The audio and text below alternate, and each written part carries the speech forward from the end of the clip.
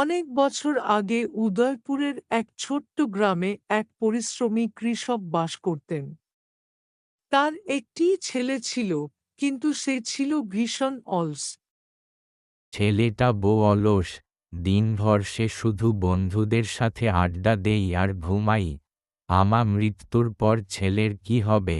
ভগবান একটা আস্থা দেখাও। তুমি আমায় ডেকেছিলে? বাছা, আমার শেষ সময় চলে এসেছে। তোকে একটা গোপন কথা বলার আছে।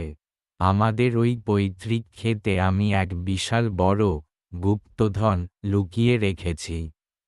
আমি মারা যাওয়ার পর তুই ওটা খুঁড়ে বের করে নিস।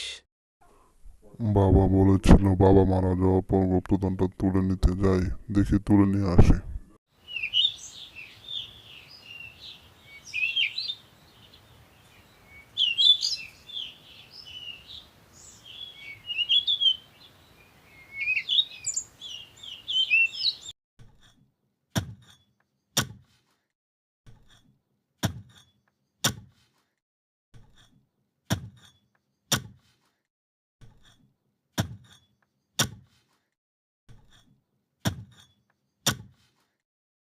কিরে, পুরো ক্ষেত খুদে ফেলেছিস? বাবা বলেছে ক্ষেতে গুপ্তধন লুকিয়ে রেখেছে, সকাল থেকে খুঁড়লাম, পেলাম না। পুরো ক্ষেতে ধান লাগিয়ে দে, ধন খুঁজে পাবি। আজ বুঝতে পারলাম বাবা কোন গুপ্তধনের কথা বলেছে। আজ থেকে আমি পরিশ্রম করবো, ফসল লাগাবো।